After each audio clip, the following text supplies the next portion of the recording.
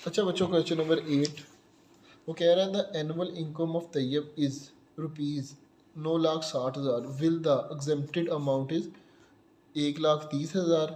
How much tax would have to pay at the rate of 0.75।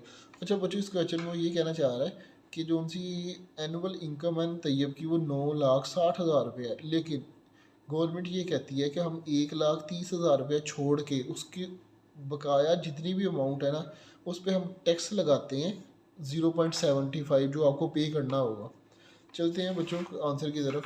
अब देखिए total income क्या है हमारे पास 9,60,000। रिमेनिंग क्या बची, यानी कि 1,30,000 रुपये उसने टैक्स नहीं लेना हमारे से गवर्नमेंट ने। बाकी जो अमाउंट है उस पर गवर्नमेंट कह रही है मैं टैक्स लूँगी। तो ये हमारे पास रिमेनिंग वैल्यू आ गई इसको, यानी कि टोटल में से इतनी वैल्यू जिस पे गवर्नमेंट ने टैक्स नहीं लेना वो निकाल दें तो ये हमारे पास वैल्यू आ जाएगी। अब टैक्स रेट क्या है, गवर्नमेंट क्या कह रही है कितना टैक्स लेना है 0.75। बच्चों उसका तरीकाकार मैंने आपको पीछे भी बता दिया है, जितने परसेंटेज हमने फाइंड लेनी है वो हम ऊपर रखेंगे। अब ये देखें यहाँ पे है 0.75, लेकिन हमने 75 क्यों रखा है, हमने डिवाइड कर दिया शारिया को ख़त्म करने का। देखिए पॉइंट को ख़त्म करने का तरीका ये होता है कि हम 75/100 जब कर देंगे तो पॉइंट ख़त्म हो जाएगा। मैंने आपको पीछे भी काफ़ी बार बताया कि पॉइंट ख़त्म करने का तरीका ये होता है कि एक 1 लगाएं, ठीक है, उसके आगे जितने भी डिजिट्स हैं जैसे 2 हैं तो 2 टाइम्स 0 लगा के हम उससे डिवाइड करेंगे तो ये पॉइंट हमारा ख़त्म हो जाएगा। तो हम इसको इस तरह लिख सकते हैं 75/100। तो ये बच्चों हमारे पास आ जाएगा 75/100 आ जाएगा इसका पॉइंट ख़त्म करने वाला।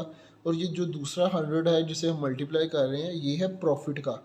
हमने पीछे भी किया था कि प्रॉफिट को ख़त्म करने के लिए, प्रॉफिट निकालने के लिए, ये प्रॉफिट का यहाँ से साइन ख़त्म करने के लिए जिस तरह भी आपको समझ लग जाए कि प्रॉफिट निकालने की 100 से मल्टीप्लाई करते हैं, डिवाइड करते हैं। और पॉइंट ख़त्म करने के लिए भी 100 से हम डिवाइड करते हैं, इसलिए ऊपर हमने 75 लिखा, नीचे हमने 100 से मल्टीप्लाई कर दिया। और मल्टीप्लाई बाय जो हमारे पास प्रिंसिपल अमाउंट है जिस पे टैक्स लगना है वो हम साइड पे मल्टीप्लाई कर देंगे। इसको बच्चों मल्टीप्लाई करने के बाद ये देखें ये 2 0 इस 2 0 से कट के, ये वाले 2 0 इस 2 0 से कट के, तो हमारे पास क्या बाकी बच जाएगा, ये 75 बच जाएगा और हमारे पास 83 बच जाएगा। इन दोनों को मल्टीप्लाई करने के बाद हमारे पास ये अमाउंट आ जाएगी और ये हमारा टोटल टैक्स होगा जो हमने पे करना है।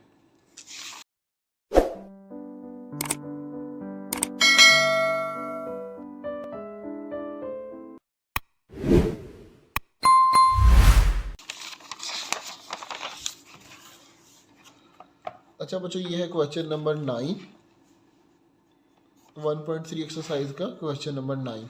इसमें कह रहा है find the compound markup. Markup से मुराद होता है कंपाउंड मार्कअप के मुख्तलिफ तरह के बच्चों कहते हैं टैक्स होते हैं बैंक के अंदर, उनके मुख्तलिफ नाम है।